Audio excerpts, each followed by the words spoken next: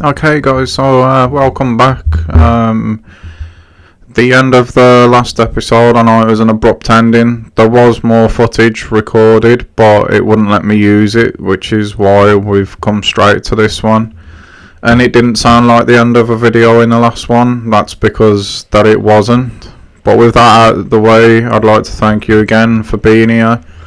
It's the season 2 review of our manager's journey on FIFA 20 in the career mode on 1920 gaming, and we're starting with a look at the table. You got Burton bottom, I think it was. We're just working our way up here. With the season reviews, I like to look at everything that's gone on, not just ourselves. So as we move up the table, if you want to see where your team might be, you can pause it and see that one for yourselves. As you can see, we finished third, and we were just at 1 point outside of the automatic promotion places, which ultimately sent us to the playoffs. And if you're not sure how that went, that video is up on the channel now for you all to see. I'm not going to spoil it for you. So maybe there'll be things that give it away as this video goes on. So it might be worth popping back to watch that one before you see the rest of this one. But all that said and out of the way, that's how the league finished. We finished 7 points off from the top spot, and just 1 point away from automatic promotion with second place. So all in all, the league season went better than I thought at the beginning of the season.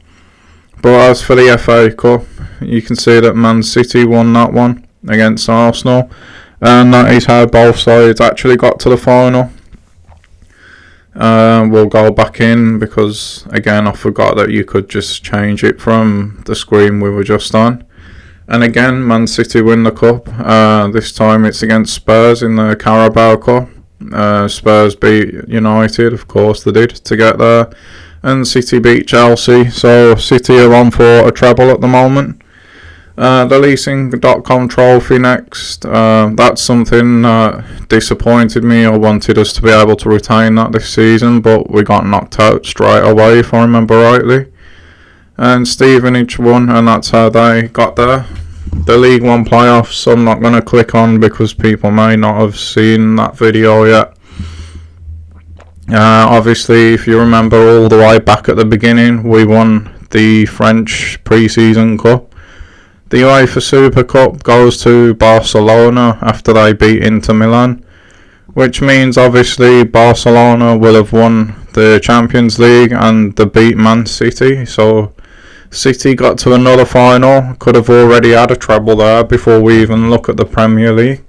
But no, Barcelona get there by the skin of their teeth because Atletico beat them in the second leg of the semi-final, looking at that. And obviously Milan won the Europa League this season. So yeah, that's how they got there. So that's what's happened around Europe. Obviously we're a bit away from Europe at the moment ourselves, but we'll hopefully get there eventually. After doing all that, we'll look at the other tables now. We'll start off with the Premier League. And Man City did actually do the treble, dropped no losses at all this season. That means I think domestically they didn't lose a single game all season, considering they won both cups as well. That is quite some going by City, you gotta say it. And my team there, United, finishing 5th, which looking at real life is probably a bit generous at the moment, but we won't go into that. Again, if you want to see how your team's got on in any of these leagues or competitions, you can obviously just pause the video. The bottom of the Premier League this season sees Fulham, Middlesbrough and Huddersfield going down. So we'll look at the Championship, see who went up. And Aston Villa go up, just the one loss this season. They actually dominated the championship. And then you got Norwich up as well and Cardiff up. Would Cardiff have gone up, or would there have been playoffs? But definitely Villa and Norwich have gone up, that's for sure. Again, I'm not going to say whether we're in this division or not, just in case no one's seen the last video. And going down, you've got QPR, Sunderland and Rotherham. So they'll be League 1 next season. In League 2, up come Plymouth Stevenage, who won the leasing.com as well, so it's a good season for them. And I think Bradford, Scunthorpe, Exeter and Salford will be in the playoffs. I have no idea who's won that. But yeah, good season there for Stevenage. Promotion and a cup. That's how we got out of League 2 last season. And down at the bottom of the league, you've got Crewe. So yeah, they fortunately for them can't get promoted. In the Liga, you've got PSG won, of course they did, without dropping a loss as well. And then you've got Lyon, Monaco and Marseille that make up the top 4 in that league. The Bundesliga, you've got Bayern winning again without losing. Then you've got Dortmund, Leverkusen and Wolfsburg who make up the top 4 in that league. Next league up is Serie A. And you got Juve winning. And literally one game away from being absolutely perfect. What a season from them. And then Inter, Napoli and Milan make up the top 4 in Serie A. Lazio and Roma, that's probably a predictable top 6, I would say. Inter doing well to finish second in that one. We got the Eredivisie where Ajax win the league. I think that's 2 wins in a row for them now, same as PSG. And they're undefeated as well, scoring bang on 100 goals as well. And you got PSV, Feyenoord and AZ who make up the top 4 there. In Scotland, we've got Celtic winning, and they're only one game as well, just like Juventus, away from being perfect domestically. And then you got Rangers, Hibs, somewhat surprising, the Hibs and Aberdeen make up the top 4 there. And in Spain, we've got Real Madrid beating Barcelona, which is a bit of a shock, to be fair. And then Atletico and Sevilla make up the top 4 in the Liga Santander, in La Liga. And then we'll have a look at the MLS. Obviously, this will still be going. And you got Seattle Sounders on top at the moment, followed by New York City, the Portland Timbers, and Sporting Kansas City. So that's the top 4 there.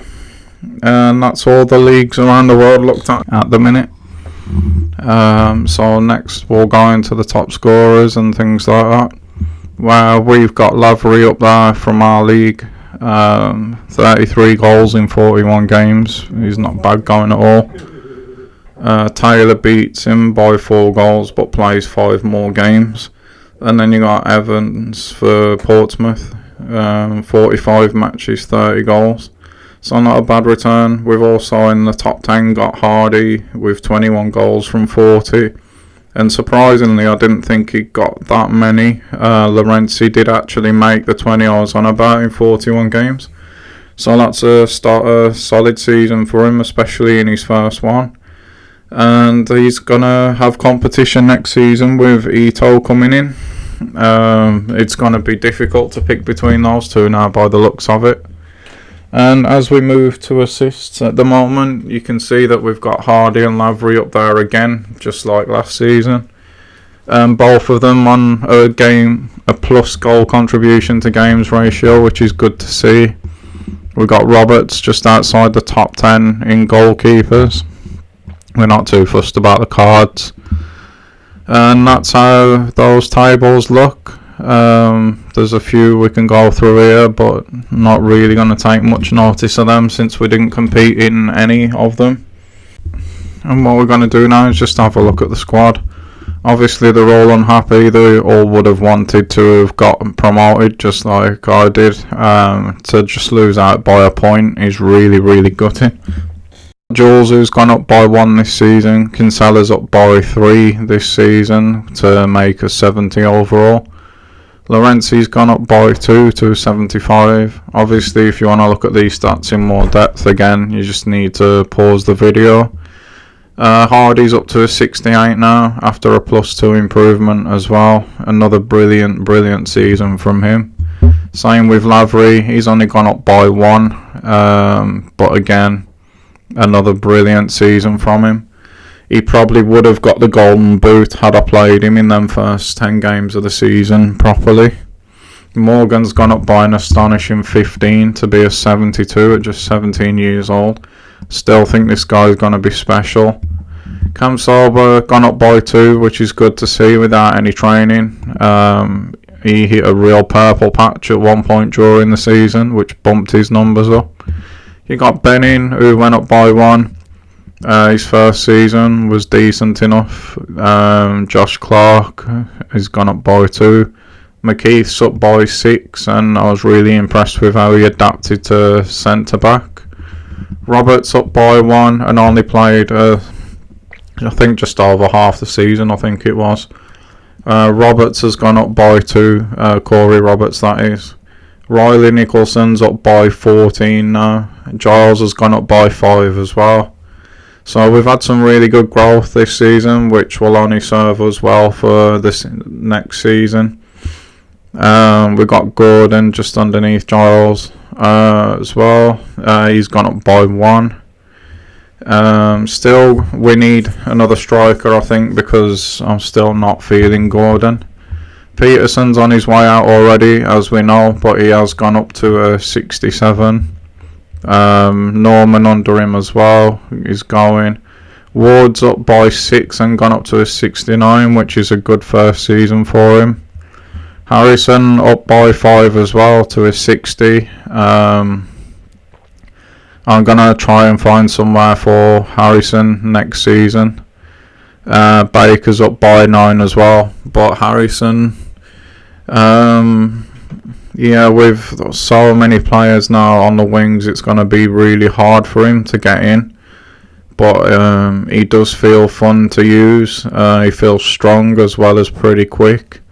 So we've got to try and find somewhere to get him in. Maybe just bench next season. Not too sure yet. But we're moving on to what I was just talking about. Some of the players coming in. We've got Ito coming in, Tamori coming in, Garcia coming in, Moreno coming in, and Fosu Mensah coming in. So we've got a lot of players coming in for next season, which is going to be really promising. And as you can see, they're all roughly mid to high 70s, which is going to be a real step up in class for us to what we're used to at the moment. So next season is going to be exciting. As you can see down the bottom here, we've got Ward leaving, Peterson leaving, Jules leaving, Corey Roberts leaving, and Norman leaving. So we've got 5 in and 5 out, like we spoke about before. We keep talking about next season, but really this season, did we do everything that we set out to do this season? I mean, the board set us these tasks that we're looking at now, which we completed youth development. Brand exposure we can't control, but we have got another 3 seasons at that, but we've made no progress whatsoever with that one. Obviously we weren't in Europe. We failed both the domestic success, which we're lucky really that that's low on the list of priorities. Financial one, we done 82% of an 18 million profit. I think we've done really well considering we're only League 1 to even get that far. But that's what the board wanted from us. Myself, I wanted us to fortify the home ground, which we did. We were actually unbeaten during the home season and collected a total of 63 points, which is really good. So I would say we did that one really well. The second thing I wanted to accomplish this season was just to stay in the league. And considering we were battling for promotion, I would say we overachieved in that one as well. We wanted to obviously improve the squad with the players coming in. We didn't do it during the season, but we still did it, if that makes sense, with the players we've got coming in for next season. So I would say we ticked that one off. And then we wanted to improve in the length of the cup runs, how far we went in all the cups, which we didn't do. The cups were a real failure this season. And on the subject of the cups, the leasing.com trophy, I wanted to retain that this season, which we didn't manage to do again, so that was a failure as well. But overall, when you come out the heat of the moment of playing the games and the competition and this, that and the other, I would say it's been a mediocre season. I wouldn't say it's been brilliant. It's not really been successful in all areas, but when you really look at it, it's not been a total failure either. And as we can see here, I've not got sacked, so we will get another season out of it. So yeah, I would say it's been a half and half season, but thanks for watching, guys. I hope you enjoyed. If you did, please leave that like and subscribe, and I will see you all soon for the next season.